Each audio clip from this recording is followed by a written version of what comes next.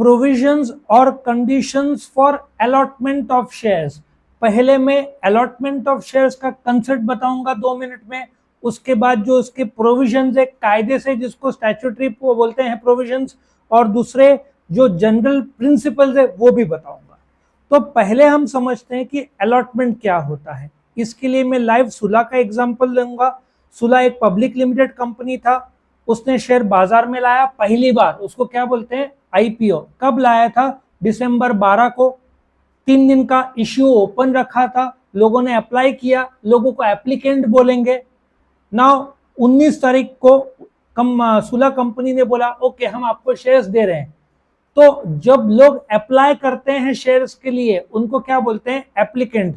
जब company accept करती है एप्लीकेंट का ऑफर कि यस हम तुमको शेयर्स दे रहे हैं, देन उस कंसेप्ट को अलॉटमेंट बोलते हैं। मतलब तुम कॉलेज में अप्लाई करते हो, कॉलेज ने तुमको जब बोला ओके हम तुम्हारा सीट रिजर्व करते हैं, तब एडमिशन होता है तुम्हारा।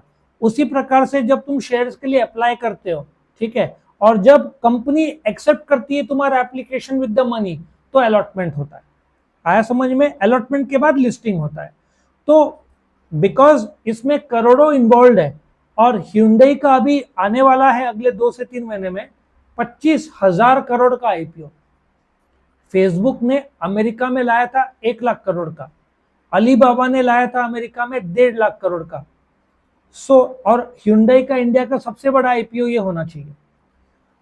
कायदे तो होने चाहिए ना। एक जमाने में लोग आईपीओ लाते थे, पैसा मिला भाग जाते थे पैसे लेकर। तो वक्त के साथ साथ कायदे स्ट्रिक्ट हुए हैं। तो कायदे क्या हैं, स्टैट्यूटरी प्रोविजंस क्या है वो देखते हैं। अब सिंपल सी बात है, पहला registration of prospectus.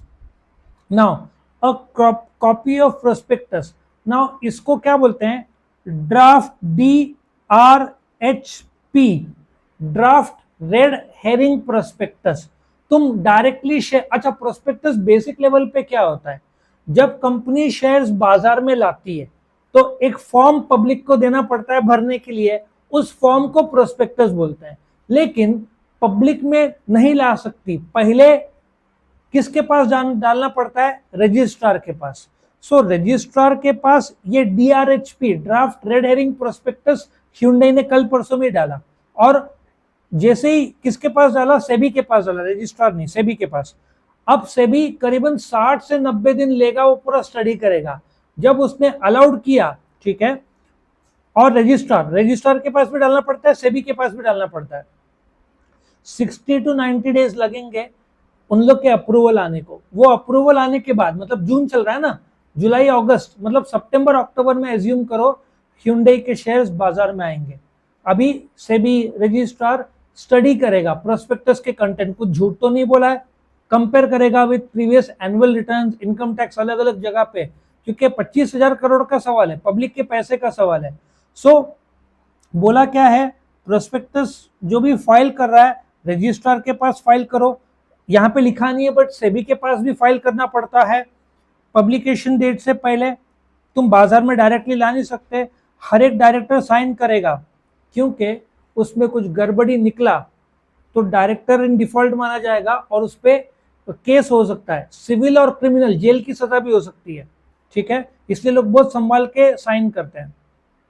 Now company तैयार है शेयर्स बाजार में लाने के लिए, वहां से अप्रूवल आ गया, रजिस्ट्रार से आ गया, सेबी से आ गया। अब मैं पूरा प्रोसीजर बनाने जाऊँ सेबी और पूरा मिलाकर, तो ये 50 पॉइंट बनेंगे, ठीक है। यहाँ पे सिंपल सा पॉइंट्स रखे हुए। नाउ लेट अस प्रेज्यूम परमिशन आ गया, सेबी से आ गया, रजिस्ट्रार से आ गया। व्हेन आई से रजिस्टर ऑफ कंपनीज। अब कंपनी तैयार है, प्रोस्पेक्टस जैसे मैंने बताया Hyundai सितंबर अक्टूबर में शेयर्स लाएगी। तो वो जैसे ही लाएगी तो कायदा क्या बोलता है कि यदि 100 रुपए का शेयर्स है, एक 100 रुपए, इसको क्या बोलेंगे? Face value. तो कंपनी पूरा का पूरा 100 रुपए एक साथ नहीं मांगा तो भी चलेगा, इसका 5%, मतलब कम से कम बोलेगी कंपनी कि अभी 5 रुपए दो, और जब अलॉट होगा तब हम तुमसे दूसरा एक्स्ट्रा मांगेंगे। कंपनी 5% से कम नहीं कर सकती, 2 रुपया 3 रुपया। मिनिमम कितना मांगना पड़ेगा कंपनी को? 5%। और यहाँ पे अब प्रॉब्लम देखो कैसा है, कंपनीज एक्ट अलग अलग कायदे हैं, यहाँ पे 5% बोला है, लेकिन सेबी ने बोला है स्पेसिफिक पब्लिक कंपनीज को 25%। सो तुमको देखना पड़ेगा कौन सा टाइप का कंपनी है, उसमें कौन से क्राइटेरिया में बैठता है। तो 5% और 25%, स्पेसिफाइड पब्लिक कंपनीज को 25% है, ठीक है। उतना मिनिमम कंपनी को एप्लीकेशन के टाइम लेना पड़ेगा। ज्यादातर कंपनी पूरा लेती है, लेकिन यहाँ पे कितना बोला है, कम से कम 25%, ज्यादा से ज्यादा 100%। और जब आईपीओ लाती है तो कंपनी का नॉर्मल बैंक अकाउंट नहीं रहेगा, उसके लिए एक अलग से बैंक अकाउंट खोलना पड़ता है। जो पैसा आएगा ये अलग से जो बैंक अकाउंट खोला हुआ है उसमें जाएगा, ठीक है। अभी क्या होता है कि कंपनी जब शेयर्स बाजार में लाती है तो कौन अप्लाई करता है, एप्लीकेंट। सपोजिटली कंपनी ने 1000 शेयर्स लाया, फेस वैल्यू 100 रुपए का है और 5% 5 रुपए मांगा। अब कंपनी का नाम ही नहीं है, ब्रांड ही नहीं है, तो कौन देगा। हो सकता है कुछ कंपनी को लोगों पर भरोसा ही ना हो, लोग बोलेंगे ये फ्रॉड कंपनी है या गफले करती है, तो या लोग को पता ही नहीं है, लोग रिस्क नहीं लेना चाहते तो अप्लाई नहीं किया। अब कायदा ये बोलता है कि जो मिनिमम सब्सक्रिप्शन है, what is minimum subscription, 1000 quantity का जो शेयर्स लाया इसका 90% कितना होगा, 900 शेयर।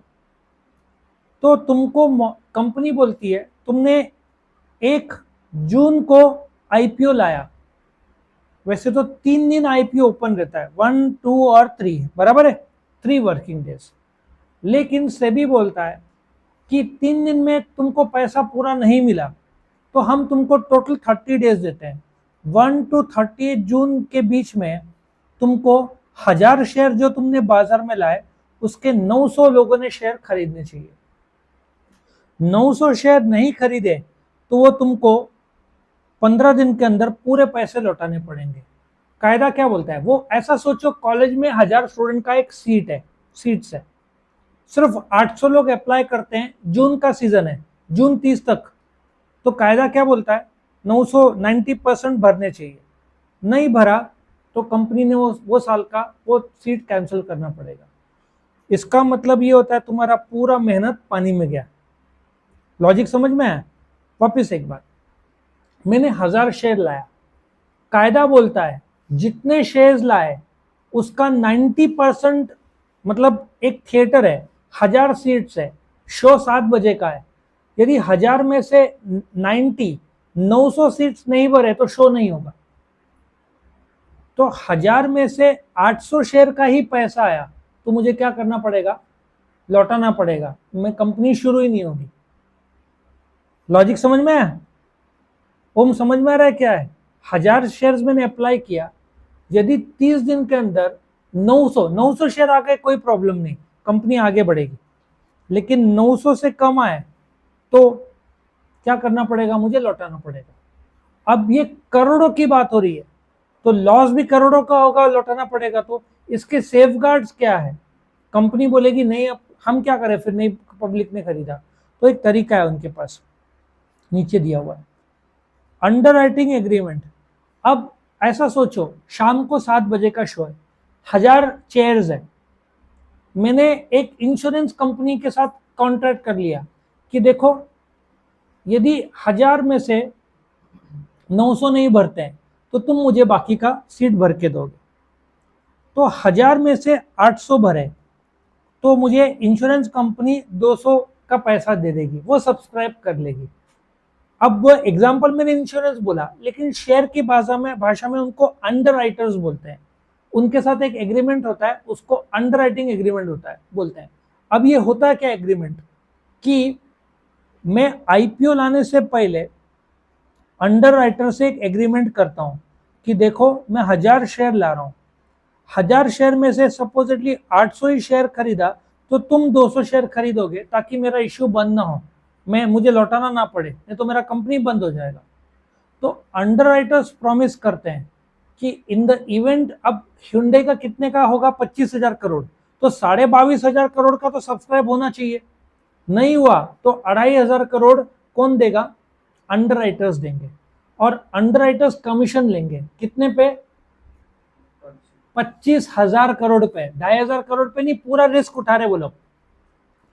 25,000 करोड़ में हिंडे को कोई पैसा देता नहीं है, तो पूरा का पूरा 25,000 करोड़ अंडरराइटर्स को देना पड़ेगा। इसका मतलब अंडरराइटर्स छोटे मोटे बैंक हो ही नहीं सकते, वो महाबड़े बैंक होने चाहिए, क्योंकि उन लोग इतना बड़ा रिस्क, कभी कभार एक नहीं 2-3 अंडरराइटर लगते हैं, इतना बड़ा इशू। सोचो फेसबुक का 1 लाख करोड़ का, तो तुम गारंटी दे रहे हो ना, पब्लिक ने नहीं खरीदा तो हम देंगे। कौन? अंडरराइटर्स। उनको एग्रीमेंट को क्या बोलते हैं? Underwriters agreement. कमीशन को क्या बोलते हैं? Underwriters commission. कौन देगा? कंपनी देगा। कितने रकम पे? पूरे रकम पे।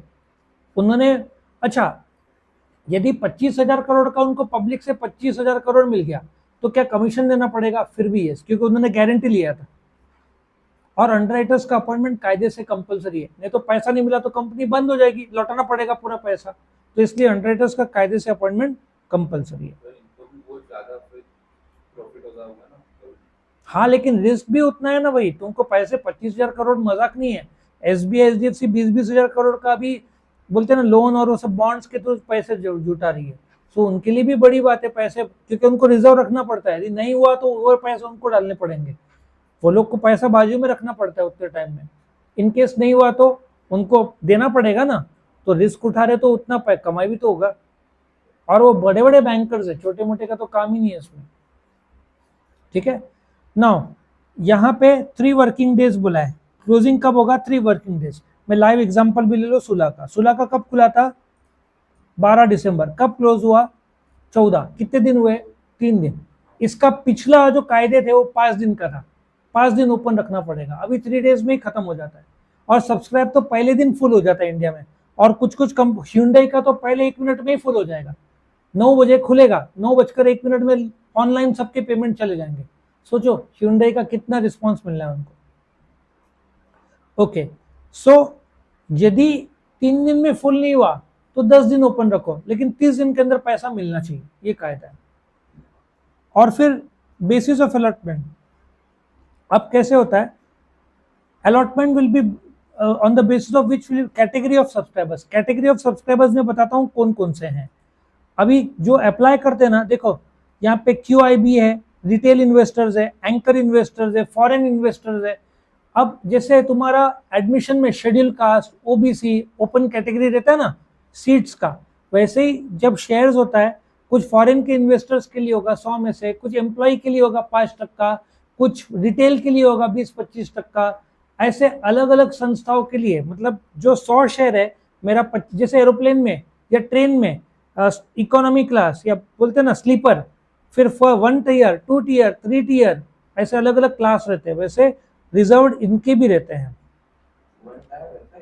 किसमें? 1 AC रहता है ना, 1 AC, 2 टायर, 3 टायर, फिर इकोनॉमी क्लास, ऐसा रहता है। लेकिन चेयर कार, एयर कंडीशन, लेकिन अगेन वंदे एक्सप्रेस में 2 ही है, एक एग्जीक्यूटिव और एक नॉर्मल है, लेकिन पूरा फुल्ली AC है। तो कौन से टाइप का ट्रेन है उसमें भी फर्क पड़ता है। ओके, मेरे को लगा आप वो 2 टायर वाला ही बोल रहे हैं, मतलब सोने का एक सिंगल।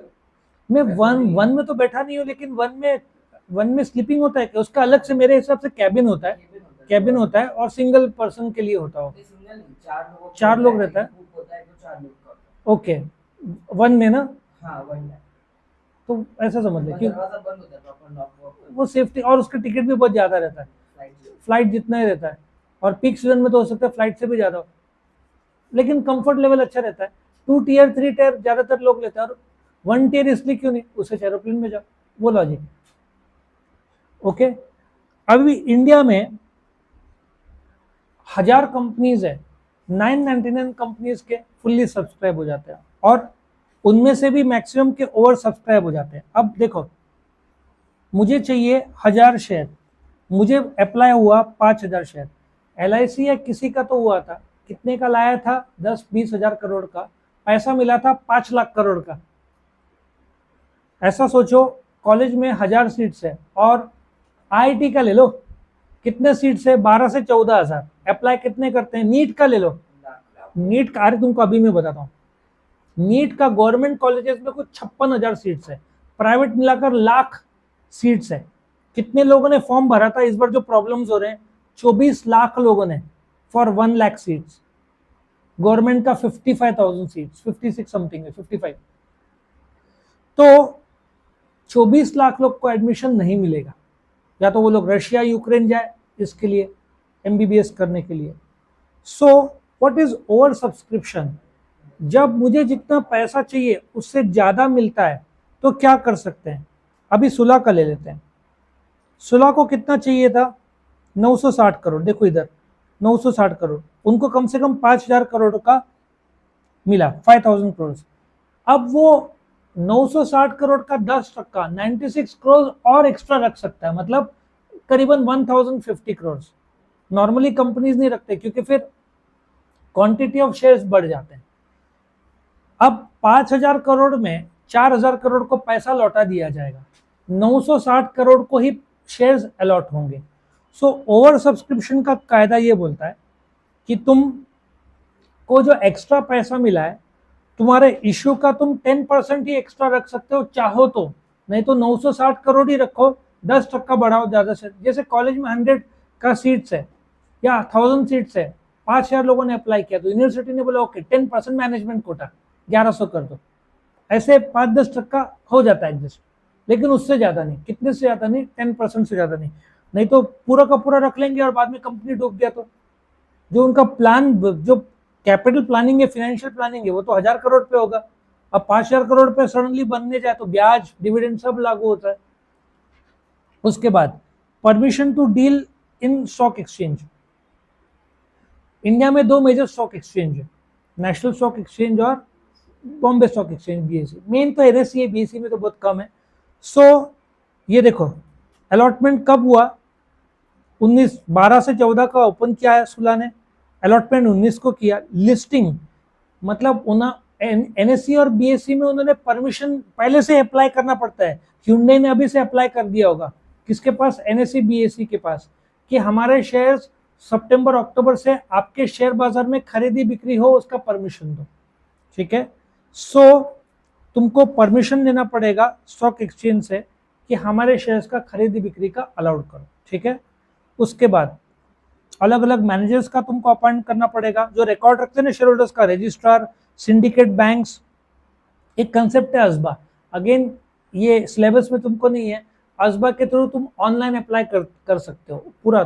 तुम जाओगे ना इसमें इंटरनेट बैंकिंग या मोबाइल में, तो एक ASBA करके कंसेप्ट है जिसमें कुछ पैसे लॉक हो जाते हैं। अब वो बताने जाओ तो आधा घंटा लगेगा, अब मैं इतना बताना नहीं चाहता क्योंकि सिलेबस में नहीं है। तो सिंडिकेट बैंक, स्पेसिफाइड बैंक्स को ऑनलाइन से पैसा लेने की अनुमति है। सो तुम घर बैठे बैठे अप्लाई कर सकते हो शेयर्स के लिए। तुमको ब्रोकर के पास जाने की जरूरत नहीं है, बैंक के पास जाने की जरूरत नहीं है, चेक देने की जरूरत नहीं है। बस तुम ऑनलाइन जाके अजबा के थ्रू, एक कंसेप्ट है बैंक नेट बैंकिंग के अंदर मिल जाएगा।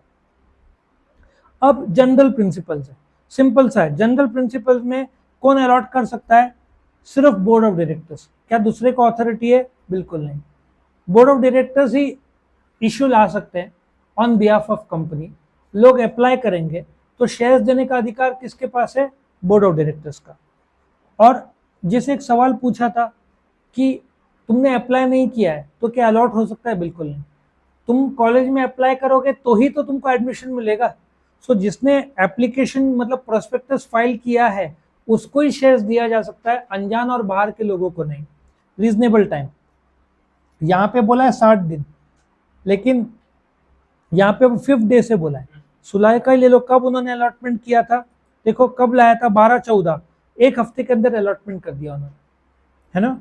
आजकल बहुत फास्ट होता है सर। और मतलब अपन जब ये करते हैं शेयर्स का अप्लाई। करते हैं तो सब मतलब जो भी लोग अप्लाई करते हैं तो सबको शेयर प्राइस एक ही मिलता है क्या? मतलब मैं नहीं मैंने मैंने बताया था ना, रेड हेरिंग प्रोस्पेक्टस के थ्रू जो तुम अप्लाई बोली लगाओगे 340 357 के तहत ना, इसका जो कट ऑफ होगा, यहाँ पे इन्होंने कट ऑफ डेट कौन सा बोला है, ये 14 है ना, 15-16 के आसपास उन्होंने अनाउंस कर दिया था कि शेयर का दाम 357 होगा।